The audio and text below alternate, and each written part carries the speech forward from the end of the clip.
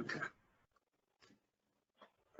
Hello, everybody. Welcome to the first CFCG joint WebEx. Hopefully you can see me. I can't see me, but let's see here. We're learning how to do this for the first time. Very good. Thank you. Anyways, welcome to the first CFCG WebEx. We're doing something very unique here. We've done this individually with clients for reviews, but we've never done one for a presentation before. And I can't, how would I see the participants if they've turned on their computers? We're learning how to operate the system as we go here, and so this is part of that new technology disruption thing.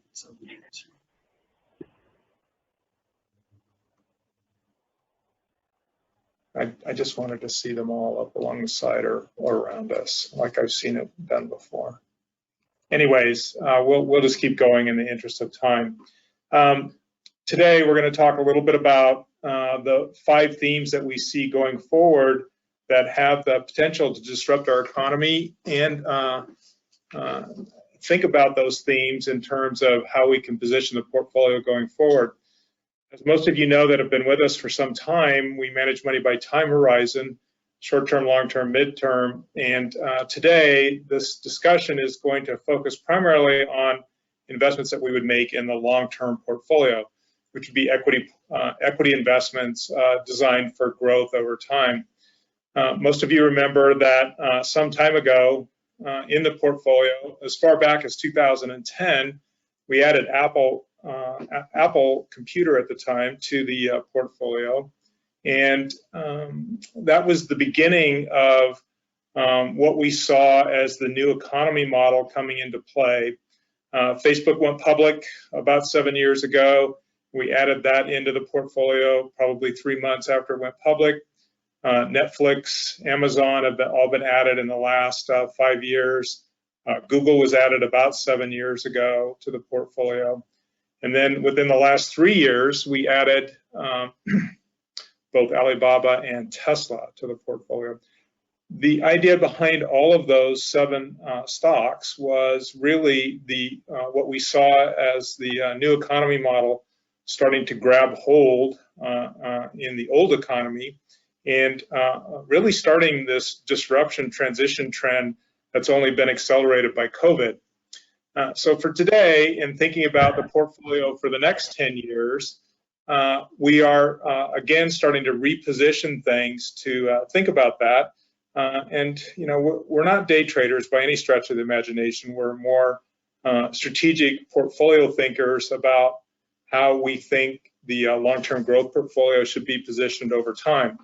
And so those 5 themes that we're thinking about that are going to truly lead to disruption, we believe, and it's not just us, it's we're watching groups out there that are talking about this every day, are in robotics, and I'm not talking about androids walking around doing you know, dishes or vacuuming for you. I'm talking about real machines that are transacting business every single day. Right now, Amazon's warehouse of the future, I'm told, will only have 7 employees in it, where today they have close to 500. And these will be little machines running up and down the racks, pulling product and delivering them to the conveyor system for packaging and sending out. Elon Musk has said over and over again that he wants to have driverless cars out there at some point. And maybe Uber and Lyft will be using the same thing. Those will be robots in essence, because there won't be any human intervention. So robotics is a big thing that we're thinking about. Another one theme that's out there, and you saw it take place this year, was genetic sequencing, and how that technology has come of age in a very rapid kind of way, where we have 2 approved vaccines in the mRNA sequencing side that have gotten approved to combat COVID. That's probably the tip of the iceberg with regards to genetic sequencing and all of the maladies that this technology promise holds for us in the future. You can't go anywhere in California anymore without seeing a Tesla on the road. And really the theme there is energy storage and how that battery is going to transform the world, not just in automotive transportation, but in our homes, in our businesses, in industrial power generation. Truly innovative and truly transforming. It's going to take place and accelerating over the next few years. Lastly, we want to talk a little bit about artificial intelligence and how that's coming into play. A very simple example for me is, using Alexa at home and getting Alexa to figure out what kind of music I like, and then she'll play things that parallel what I like that I may not have heard before, and that's artificial intelligence. It's actually working behind the scenes to do that, and we're starting to see that play out in many, many different processes at this point. It's only going to continue to go farther. The last theme is blockchain technology.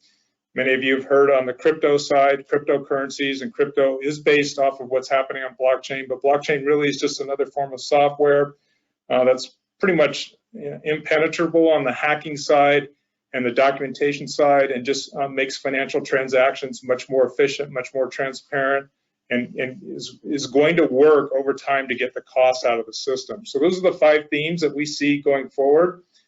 We have started positioning that portfolio on the long-term side to reflect that. And today we are inviting regional director and portfolio strategist from Global Exchange Traded Funds to talk to us a little bit about those themes. And one fund in particular he'll mention and talk about today is the FinTech portfolio, which again is related to the blockchain side. You all have the FinTech portfolio. If you have a long-term growth portfolio with us, it's FINX is the stock symbol. And if you remember, exchange traded funds act like mutual funds on a diversification side, but trade like stocks on the trading side, and they're very low cost to be able to use. So we can get exposure to these themes using exchange traded funds in a diversified, low cost kind of way. So Devin O'Dowd is now on with us. I can see his face. He's looking at me as I'm talking, and I'm getting ready to turn it over to him, and he's going to spend the next 30 to 40 minutes talking to us about these themes in more general and detail, and then also spend some time on the FinTech portfolio. And after that, we'll open it up for questions. This thing is going to be recorded, so if you want to listen to it again, or maybe not, totally up to you, but we want to make it available to everyone that doesn't have a chance to listen to it today. We did have 100 people register to listen to this talk, so it's quite amazing to us to actually have that many chip in. So Devin, I'm going to turn it over to you. Take it away. Perfect. Thanks, Larry. It's great working with your team down in San Diego. For everyone in California, I'm in the same time zone here, just in Los Angeles. By way of background, I'm a Chicago native. I don't have a fantastic voice. I took one of my first flights in a year last night, very late flight back home from Chicago. The airport was packed, by the way. There was a lot of technology there in terms of temperature scans, and you could really see a lot of the things we'll talk about today actually in my day-to-day life. And Larry, just one thing you mentioned on blockchain, on that flight, I was listening to a podcast with a couple of cryptocurrency founders. And I think it was the best single phrase I've heard yet to describe blockchain: a fly stuck in amber. And that's always how it's going to be, because you can always go back to the blockchain and verify that imprint, that transaction on that ledger. And I've heard a lot of people attempt to explain blockchain technology to me, but I thought a fly trapped in amber, which could go back thousands of years and it won't look any different than if it was 2 minutes ago or 2,000 years ago. I thought that was very interesting. But to the conversation today, again, great to work with your team here, and excited to talk about a couple things around thematic investing, how we define a theme, how we look at a theme, how we look at structural shifts that are changing the economy at a macro level all the way down to an individual level, and then which sort of themes will benefit as we start to reopen here, which themes benefited from the stay-at-home economy. And then we'll hit on a couple topics. I'll dive into FinTech a little bit, which is mobile payments. It's the digitization of financial services. I'll talk about blockchain a little bit in emerging markets, and also hit on things like robotics, artificial intelligence, automation, and connectivity, all sort of kind of funnel into this broad definition of cloud computing, which we are currently doing right now. But there's a lot of types of cloud computing. But what we've really seen in the last 12 months here A lot of the innovation and disruption that we thought would take, 4, 6, 8, 10 years just happened in a year very quickly. And these are not themes that we find to be flash in the pan. They are just starting to take hold as critical infrastructure to the way we conduct our day-to-day life, the way markets are moving, and where companies are deriving a large percentage of their revenue from. So with that, I'm going to remove my face here, but I will put my screen on in a second. Larry, just wanted to get a confirm. Are you able to see my screen at the moment? Yes, we can. Okay, perfect. Thanks for that. And at any point in time, if you can't, just please feel free to let me know and we'll pop back over. So again, I mentioned Global X. We are an ETF provider. We have more than 80 ETFs, more than 20 that are focused on innovation and disruption and macro level trends that we feel are really structurally impacting the way we interact with one another and business continuity just in general. But we saw structural changes happen during the pandemic in a variety of ways. So I'll kind of address that in a second here. But just to put a context layer down here, what does thematic investing mean? What is it? How is that different than what traditional managers may look at? Very simply put, thematic investing is identifying these large, powerful, disruptive macro level trends and then trying to understand which stocks are going to benefit. And that's not different than what folks were doing stock picking 30, 40, 50, 60 years ago. Although now there's a lot more companies and a lot more information as a way to do that. So our firm has a niche on that. We have more thematic portfolios than any ETF issuer out there. We run more than $30 billion across 80 portfolios headquartered in New York. And the way that we think about it is which macro level trends can we attempt to identify? And it tends to be very different than traditional portfolio management practices. We're not backward looking. We're not saying history repeats itself. I'm a hockey player. I always have been, not very good, but I was always told, go where the puck is going, not where it is. And that's what we're trying to do. And there will be highs and there will be lows, but in the long term, we really want to understand where the fangs are coming from, the next generation of the Facebook and the Alphabet and the Netflix. And we want to own them today before they become the next iteration of the FANG acronym, whatever that might be. So thematic investing is very forward looking. We understand that next time will be different. And we don't care if a company is based in Asia, in Canada, Latin America, the US, it's irrelevant. We want the best companies with the highest amount of revenue from whatever that particular theme might be. Now, we have 3 steps to kind of identify what this might be. The first is conviction. Conviction that a structural shift is happening. There is potential money to be made from investing in that shift, and you can see it in your everyday life. I'll give an example. You look at a company like Tesla, very polarizing company, not saying I love them or dislike them, but they did produce 185,000 cars in the first quarter. That number was just verified. For a company which is nowhere near the size of Toyota or Honda, it's incredibly impressive. They're only able to do that because they use things like robotics, they use things like AI and the Internet of Things or connectivity to be able to accomplish that because their workforce is nowhere near as large. The next thing we look at is investability. We need 20 names. We're not going to launch a portfolio because there's an idea stirring and bubbling that could make sense. That's what venture capital does. That's what private equity does. They're a little further out there on the risk spectrum. We only buy public companies and we need indication that there's liquidity behind that particular industry. So we want 20 names to make sure it's a broad, diversified investment theme that we can get access to with high return potential, but without trying to bet the horse on figuring out which the next Zoom might be. That's not really the business that we're in. And then in terms of time frame, it's a decade or more. Again, not looking for flash in the pan ideas. These are multi-decade themes. We actually have had the lithium and battery technology ETF, which is in our mind, one of the oldest, if not the oldest thematic ETF out there, well before electric vehicles were a thing, because there's lithium used in the computer that I'm looking at, in the screen here, and the screen here, and in the phone here. Lithium is a critical component for most batteries, ceramics, and there's a lot of other things you can do with it. So it's really got to be a decade or more from a time frame perspective. Now, this might be my favorite slide I'll show all afternoon here. Here's a list of every theme you could really try to identify. If you're a buy side or sell side investment analyst, there's about 70 plus ideas on this little chart here. But I'll break it out for you. We have disruptive technology, people and demographic based themes, and then physical environment based themes. Within that, there's subsets. You have mega themes, you have minor and major themes, and then you sort of have everything around it. So when we think about technology, I already mentioned robotics. It's an incredibly fascinating industry, but there's a lot behind that.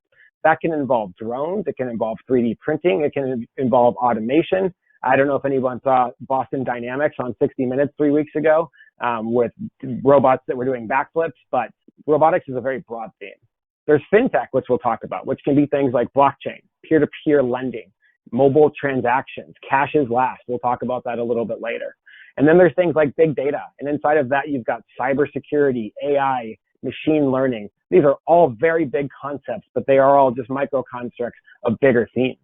People-based themes, which can be anything like e-commerce, which is directly related to fintech. You can't buy something online without a fintech application behind it. There is something like emerging market consumer fintech. Again, we'll talk about that big component. The credit card is not a big concept in China. They kind of skipped that over there. And then there's health-based themes. Again, Larry mentioned this. You've got things like telemedicine, genomics, immunotherapy, how quickly we were able to not only understand the COVID vaccine, but also make and then deploy vaccines at scale within really 9 months is definitely not something you could have done 5 years ago, especially not 10 years ago. And then you have environment-based themes. You've got clean energy, resource scarcity, clean tech, water, very, very big bucket themes. We're seeing a huge push towards solar and renewables, as well as hydrogen.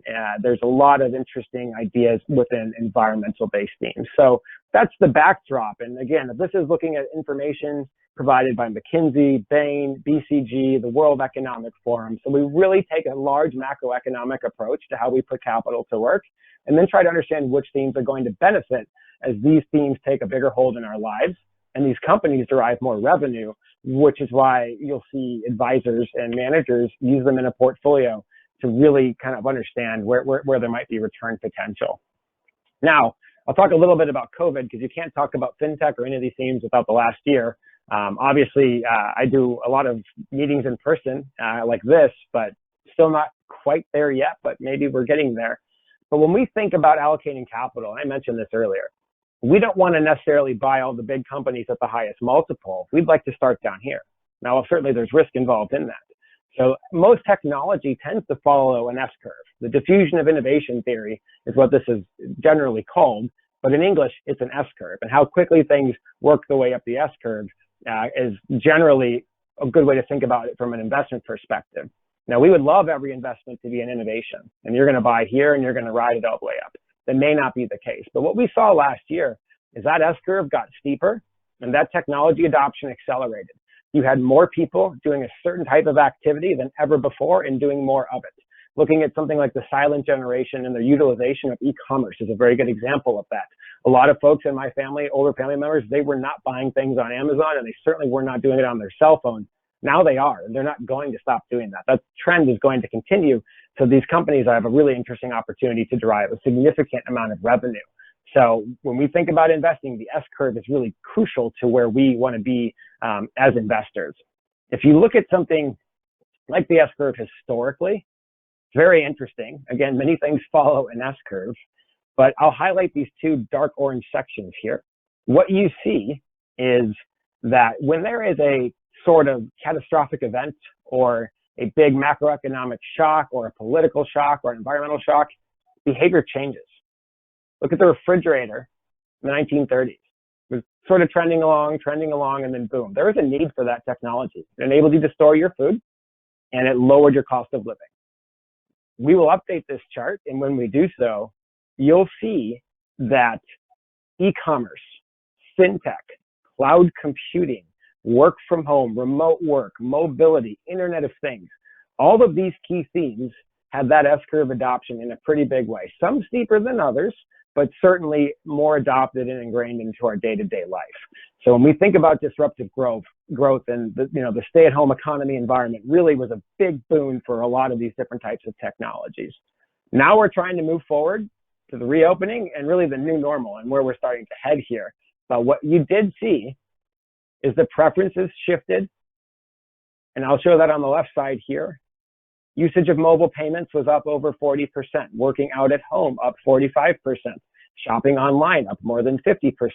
These are not things that are going to go away after COVID. People are going to continue to do these things. You had nearly 30 retail bankruptcies Sadly, that number is likely going to tick up even further this year because people have a preference shift on how they want to interact with businesses. The consumer is driving where businesses are going. Businesses are not necessarily driving where the consumers are going because we have the control and we have the power to make that decision ourselves now, which is very interesting. So when we look towards this reopening and this new normal economy, there's a couple of key themes that we think will continue to benefit. One of them is fintech, which I'll talk about last. We'll talk a little bit about cloud computing, connectivity, and robotics to kind of get started. So just sort of jumping in here, cloud computing is this big bucket theme of connectivity. And what that really means is actually quite broad and often confused. So when we think about cloud computing, there's 5 categories that make up what cloud computing really is. There's software as a service. And this is very traditional. Something like a Salesforce would be a software. Now, Global X, we hired a lot of people last year during the pandemic.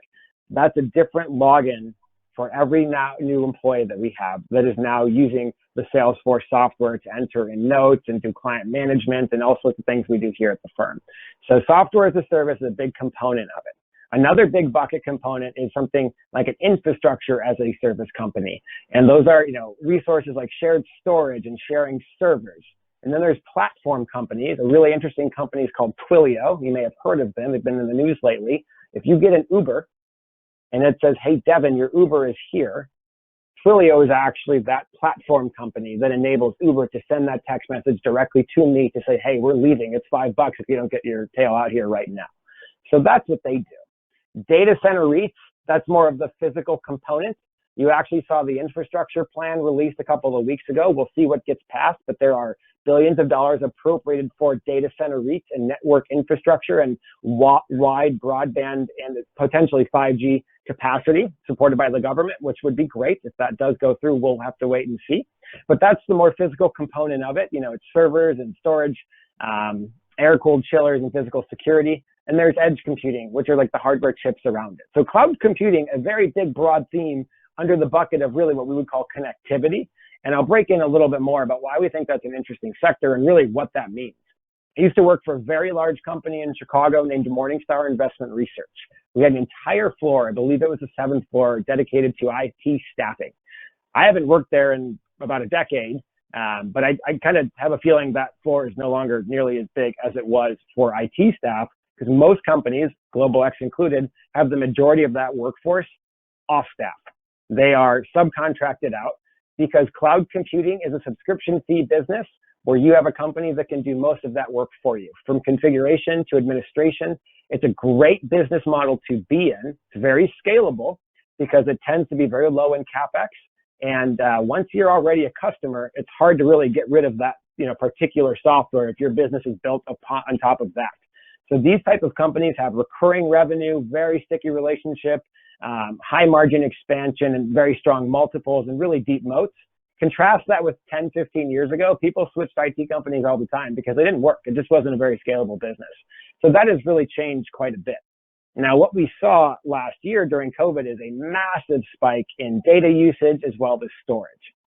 And you can see in the far right corner, we sort of isolated returns of the S&P 500, which is dark blue, versus software as a sales, which is a little bit darker. And you can actually see cloud computing companies did very well. We leaned into these technologies. We didn't back off from some other areas because we needed them to upkeep our day-to-day communication at work.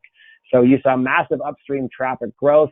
Now these things are slowing a little bit, but only from where they were. They're still growing at an exponential pace on a relative basis. So that's a really big kind of bucket theme on connectivity. The cloud computing is really here to stay as a key component of how we're going to continue to interact. And I'll give you some hard data on that. On the left-hand side here, you'll see a chart of major companies and their hiring plans and their remote work plans, I should say more specifically. You've got more than 400,000 workers, and this is just from a couple companies here, that are either going to work remote indefinitely or at least at a limited capacity. We just announced actually this morning at Global X, we are officially welcoming employees back on the week after the 4th of July. And then we will require people to be in the office starting sometime in September. But it's going to be a team-to-team decision. Some of the teams that are at our firm are going to be full-time back in the office. Others will be hybrid, but certainly more hybrid than we were before. That theme isn't changing. The average worker has suggested they would like to do a 2-3 or a 3-2 split. broadly speaking. We'll see how that shapes up in 5 or 10 years from now. So this is a very big theme, and business operations are going to have to cater to this. So it's certainly one to really kind of keep an eye on. Another theme I would mention, Larry, you kind of alluded to this, is this bigger concept of connectivity. I'm looking at my desk here. I have 6 things connected to the internet in front of my computer, but the average person has about 4 devices. Globally, there's 31 billion devices connected to the internet, roughly. That number is going to be about a 2.5x in the next 3 to 5 years. Now, the Internet of Things in English, it's just connectivity. That can be via Wi-Fi, 5G, Bluetooth, but these are connected devices, and they have really large implications. Anything from smart cities, and inside of that, you can have power lights, you can have garbage cans, you can have smart meters underneath the road that will read the traffic pattern and then tell you when you might need to do some construction work to fix that pothole. Very broad. You have smart homes. I know many houses in California are fully enabled with smart devices. The lights will turn on when you walk in. You can use a controller on the wall to figure out, all right, I want my temperature here, and never have to touch it again. You can talk to it. Larry was talking about Alexa. Alexa has been ingrained into the bones of a house now. Not sure how I feel about that, but it's definitely a possibility. And the reason is the costs have really just dropped precipitously. The connectivity has gotten much stronger.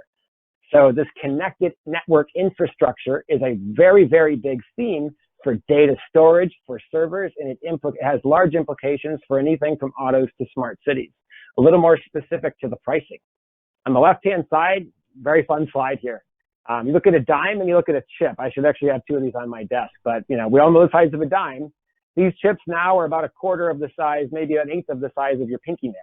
They're very small, and they cost around 10 cents, maybe a little bit less than actually. This number is just about a year old here. So if you look at that perspective, it's much easier to connect devices to the internet. I have the pleasure of kicking off my year every year at the Consumer Electronics Show, meeting with many of the companies we invest in Las Vegas.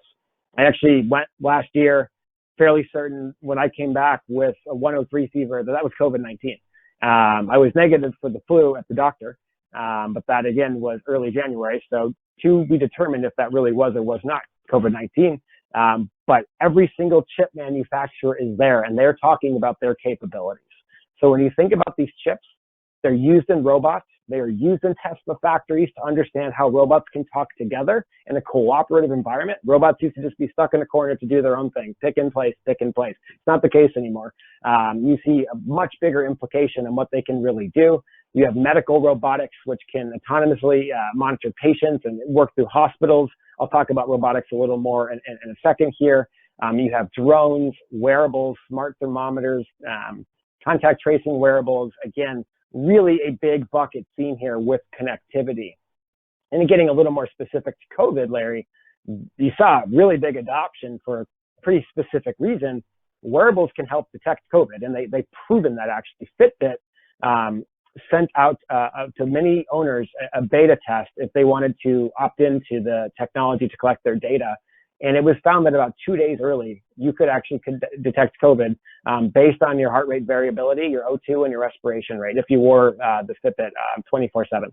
So it's really just one use case of many.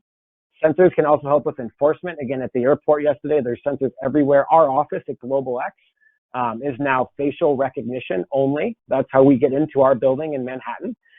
That's not going to change after COVID. I don't think the ID bands are coming back. So that's just, you see these use cases really coming into play. And as we really start to reopen, I've been to a handful of restaurants outside. They're doing thermometer checks everywhere, often to get into grocery stores too. You have bispectrum cameras, which are thermal and optics, so you can see what is going on inside a person as they approach that particular building. Employee kiosks with temperature checks. So really a broad bucket theme here, with connectivity being a key driver of where we see, economic opportunity moving forward. Getting a little more specific on some tangible things you can really pick and hold, robotics and AI. Now, layman's terms on robotics and AI. Robotics are really the body, where AI is the brain. Robotics can work independently of AI. They work a lot better together when they're empowered. But there are a lot of robots. So you've got a Roomba rolling around in the kitchen here. You can see that kind of in a day-to-day use. Robotics saw a massive uptick in usage last year, though. I live, again, west side of Los Angeles, Marina Del Rey, Venice Beach area, and people here certainly pretty shelter-in-place oriented. There were 10 packages from Amazon at every single doorstep for 3 months in a row. Now, you cannot do that without using robotics and AI in a manufacturing facility. That's the only way that that happens. But the bigger growth rate of robotics is actually in the non-industrial segment. So robotics being used in medical supply facilities, robotics being used in hospitals. You're now seeing them used in restaurants and hotels and cruise ships. There is a robotic burger flipping machine at Dodger Stadium by a company named Miso Robotics. And it can flip burgers 24/7, 365. If that's what you want to do, go for it. I'm more of a hot dog guy. I'm from Chicago, but you can do that now. And it's called a cobot, or a cooperative robot. You have unmanned vehicles and drones. Those are huge for disaster recovery, disaster relief. The fires here in Los Angeles, they use drones generally to survey the ground first before they send any firefighters in there now. That's going to continue to be a trend. Natural disasters down in Florida and in emerging markets will continue to be a trend. And then AI is a massive industry, but again, that's more chip-based, and that's more the brain power behind how robotics can be deployed.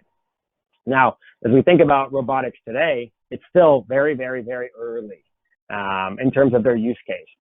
We have around 200 robots per 1,000 workers for around a 2% density level. That's well behind Singapore, Korea, Germany, but annual installations of robotics is massively on the upswing. We saw COVID really expose a couple issues last year with PPE shortages. We have some manufacturing issues. We have some supply chain challenges. Robots can help with that. So it is definitely a key theme. We'll likely see some spending from the administration be proposed for industrial manufacturing. That does generally mean robots. There will be jobs created by that. They won't just displace workers. We can certainly talk about that a little bit later. But continue to see robotics connectivity really a kind of a key theme. And before I switch over to fintech, here's why with robotics. The cost of labor has skyrocketed. We all know that. Cost of robot prices has decreased notably by an order of magnitude. By 2025, robotics could increase productivity by nearly 30% in some countries. We think the labor savings are around 20 to 25% when you implement robots. And you have an increased lifespan and decreased birth rates in many countries. So robotics are here to stay for a good reason. There's a good economic incentive to use them. And right now, with interest rates so low, if I am the owner of a manufacturing facility, I would much rather be looking at the rates today to buy a robotic system for my warehouse than do it 5 years from now when rates might be a little bit higher. It takes a company on average 14 to 16 months to break even on that investment, just for reference. So all big bucket themes of connectivity is robotics, AI, cloud computing, the Internet of Things, and just really fascinating things to see how they did have a pretty big uptick in day-to-day usage, not just by businesses, but by people like ourselves using these technologies. E-commerce is another one, which we'll talk about related to fintech. So just sort of diving right in, what the heck is fintech? Financial services, it's technology, it's payments, it's pretty broad. We look at it through the ecosystem of really 6 key businesses. I mentioned payments. We're kind of going into a cashless world. Bitcoin would sort of fall under payments, but it's really more than that. We've got insurance.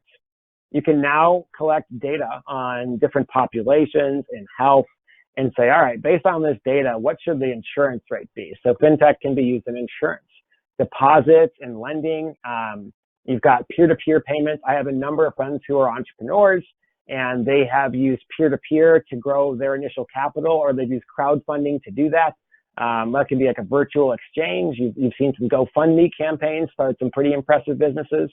Investing, you've certainly seen the use of, Robinhood and those types of products. There's some good stuff around that. There's some negative stuff around that, but it has really democratized access to capital markets for a lot of folks.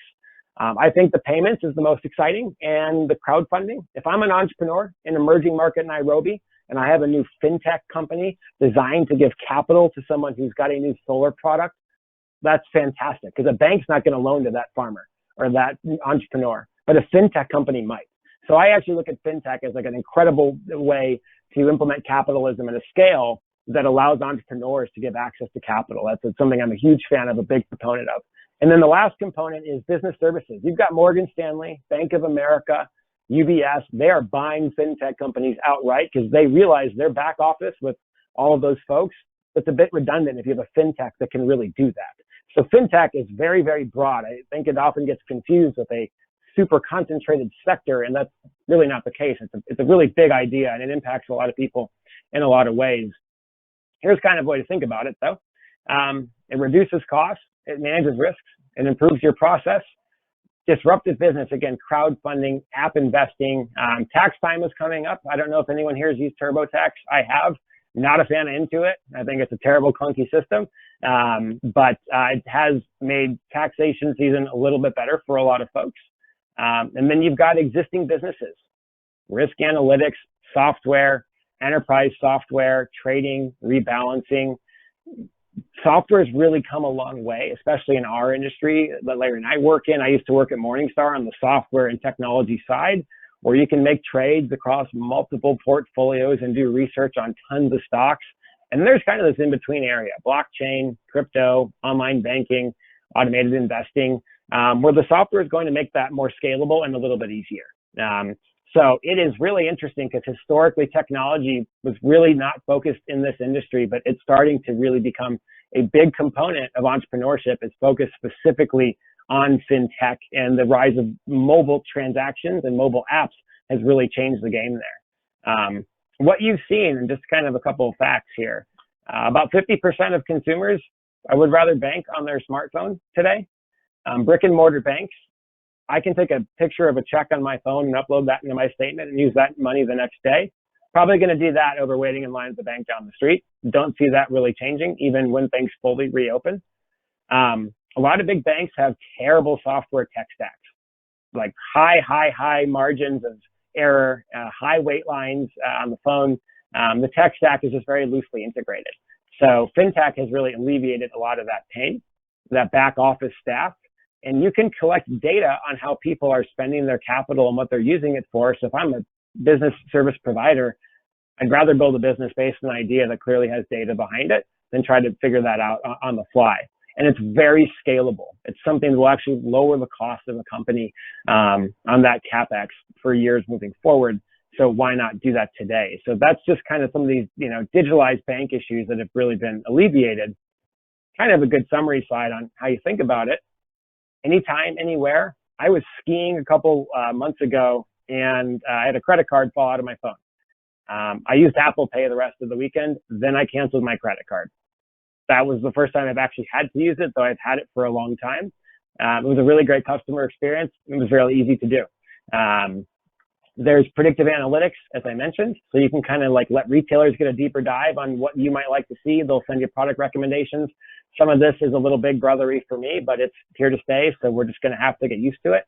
And from a risk management perspective, if I'm a lender, I want a 360 holistic view of where my dollars are going. So fintech really allows for a big 360-degree view of what this can look like. And it's very scalable, and it reduces operational hurdles.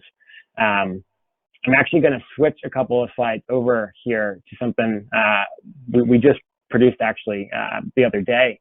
On the left-hand side, this is kind of an interesting way to see where are we headed with fintech and where's it going. 46% of people, they're going back out for dinner, drinks, restaurants. 44% of folks travel, lodging, vacation. You can look down the line here. People intend to spend their money, but they're probably going to do it digitally. I had the opportunity to see my family for the first time in a while in Chicago last week, as I mentioned. We did not use cash one time. One time I actually used a QR code, and it was they didn't have a waiter. You would only use the QR code, and they would bring the food to you. So that's not likely to change. Shopping methods like curbside pickup and delivery, 76% of folks said they will continue to do that, and that number was up 40% year over year.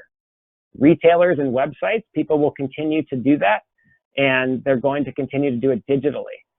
So you really saw big penetration with fintech going after brick and mortar business and people responding to that. They're going to probably continue to do that.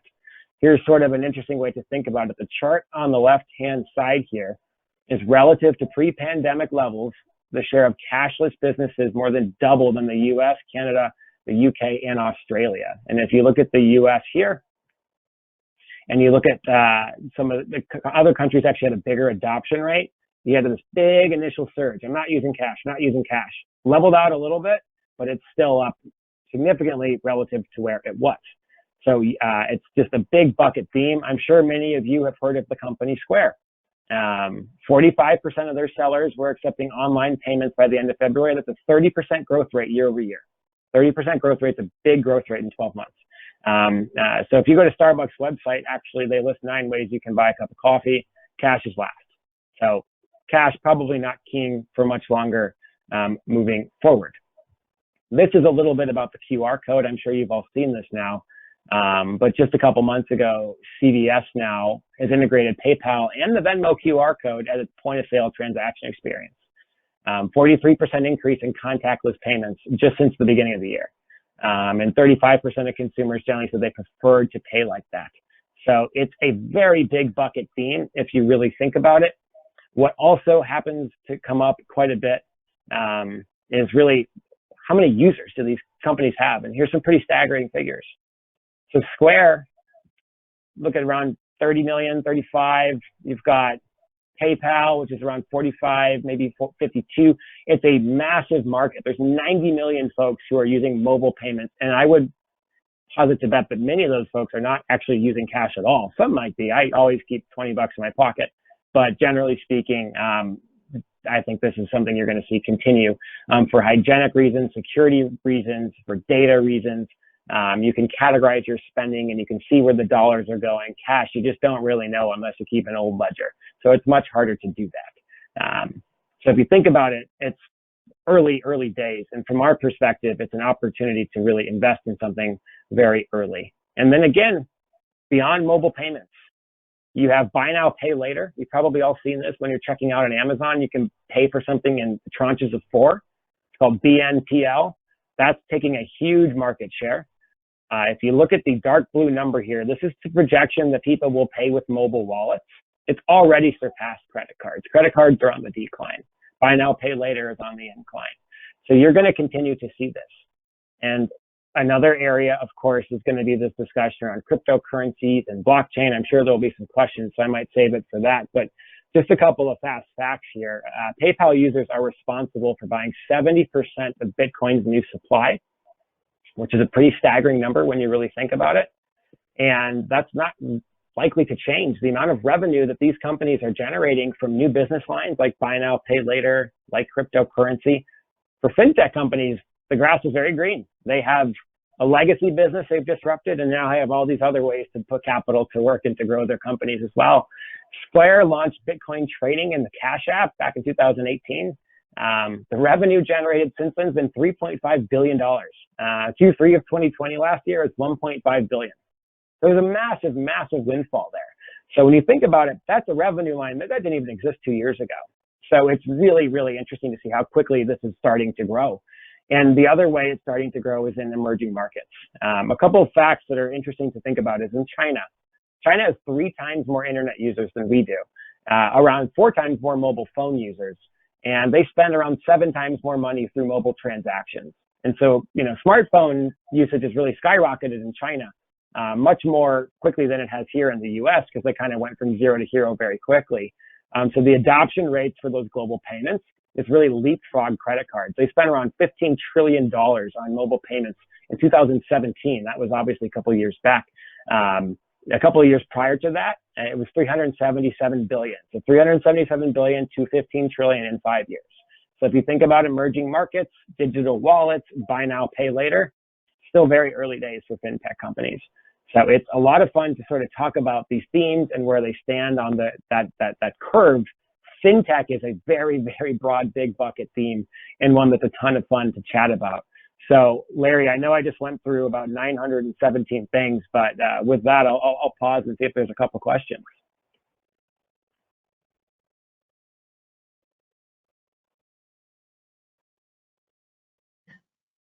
So Devin, thank you very much for that. As all of you can tell, Devin's very knowledgeable in this area, and he did cover a lot of ground.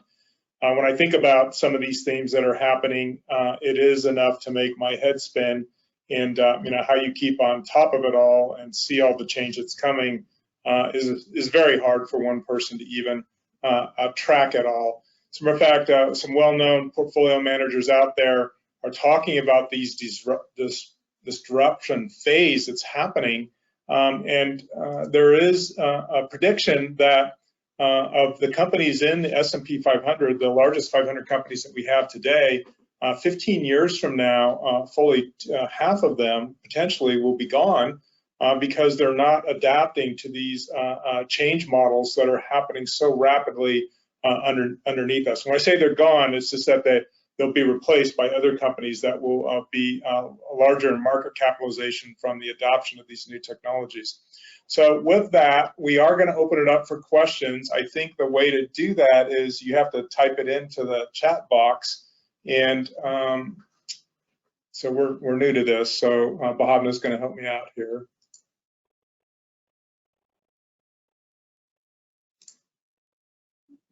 So right now there are no questions, and that's fine. But if you have one and you want to ask it, feel free to type it in. We'll see it, and Devin will be ready to answer it. Anything else you want to kind of add? Just kind of an overview while we're waiting for questions to come in, Devin, at all?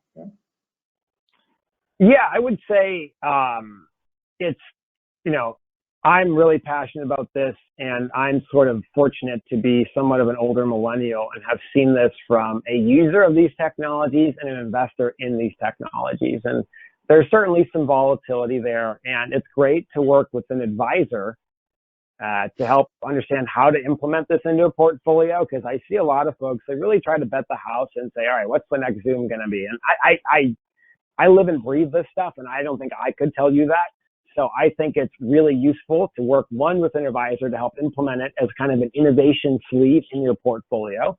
And really, again, Larry mentioned this. I think a lot of people try to tactically use these themes, and I don't really understand why, because it's, fintech's going to be a bigger business 10 years from today than it is at the current moment. Robotics as well, cloud computing as well. So I think timing always comes up, and, markets will go up and markets will go down. But when I talk to investors, Larry, I get the question, I ask the question, who here bought things when they IPO? And it sounds like you came pretty close, by the way, which is awesome. But the number is usually 4 out of 10. Most folks won't buy innovative technologies before they're no longer innovative, and that's a huge problem. So when you think about that adoption curve, they really aren't getting in at maybe the earliest time. Now, there's risk involved, which, again, working with an advisor helps mitigate that risk because you have a diversified way to do it. But these are multi-decade themes. They're not tactical trades. We don't think fintech's going to do well just because COVID happened and now it's going away. Like, it's not going away. These companies are early in their revenue phases. Some of them are still pre-revenue. So there's certainly risk involved, and they're not the biggest piece of your portfolio, but as a component for future growth, absolutely. I don't know where the next things are going to be. I'm quite certain they're going to come out of some of the themes that we talked about today, like fintech, like blockchain, like mobility, like automation, like robotics, like cloud computing. So, we look at these from a multi-decade perspective. The other thing I would say is that blockchain is a massive technology. I'm not a Bitcoin pro-con prognosticator, but I do see a ton of operational opportunity from that technology. And I think a lot of folks are scared of it, and rightfully so, because it's very risky. But blockchain is going to change a lot of things. It really allows for verification of transactions. It's not just payments. It can be, you can use blockchain in agriculture. IBM has a big product that they sell to OEMs and manufacturers to say, hey, where's this bag of coffee coming from? And can we verify that? They use it for iPhones as well. Is this a real iPhone? Is this a fake iPhone? So you can use blockchain for a number of things. It's not just, payments. Payments is certainly a big component though. So that's a technology I'm just really excited about. That's a big piece of fintech, but it's historically been like 2 or 3 private small companies doing it. That's going to change really quickly. So the fintech theme is going to benefit from that. So yes, so I just, while we wait for any questions if they come in, the long-term game, I think a lot of folks wait till too late to get involved, and then they're buying things at pretty high multiples. Working with an advisor is the best way to implement a scene. It's tough to time them. They're going to go up, they're going to go down. There's a long-term game there. And then I would say blockchain technology, again, isolating that from cryptocurrencies, which is really a whole nother webinar. Very, very big picture opportunity with blockchain companies. Yeah, thank you very much, Devin, for all of that and for that great overview and dive in. I think you covered a lot of ground and a lot of statistics and a lot of charts, so I appreciate that. I asked you to do it that way. We haven't gotten any questions, and so that's okay. It's not that my audience is shy. I think they're just maybe brighter than me about some of these things, and or they'll talk to me offline about it at some point. But we really do appreciate you spending time with us today and giving us this overview. And for the client base, we are thinking about these technologies, these structural things that are taking place, and how that's going to change our life and our economy going forward. And so you'll be seeing more from us in this area as time goes on. And I appreciate all of you coming in today. You can email us or give us follow-up, and we will be putting it out on replay through a link. Correct, Bahama? Yeah, we can send them. So it'll be a link sent to everybody that you registered for the event, and you can share it with others that are around you. This was all client approved through our regulators, so nothing here that we're worried about. There's no specific recommendations whatsoever. So again, thank you everybody for coming today. And just one quick thing, we are setting up for another client event. Totally different from this, Devin, if you don't mind me just taking 30 seconds. We're getting ready to do our second Shred-a-Q, and it's going to be the first Saturday in June. And very soon you will see an invitation coming to your mailbox. Was that today or Monday? Not today. Not today. Okay, so it'll probably be early next week, Monday or Tuesday. It will be in our parking lot. It's going to be open to everybody. We're going to have the big shred truck here. They'll shred right on station. Feel free to bring whatever you have. We did have a client bring a pickup truck full last time. Last time we only filled the shred truck up 13% after it was all done. So I'm trying to get above 50% this time. So in addition to having that shred, we're going to offer lunch. One of our clients has, just like last time, has agreed to bring their trailer barbecue grill in, and they did a great job last time. They're going to do it again this time. So put it on your calendar tentatively if you want to do some shredding. Some of your family members want to do some shredding. We'll be here, and hopefully the virus continues to calm down like it's been doing, and everything will go great. So again, thanks everybody for coming. We look forward to seeing you all in your review meetings or at our Shred-a-Q. Have a great afternoon.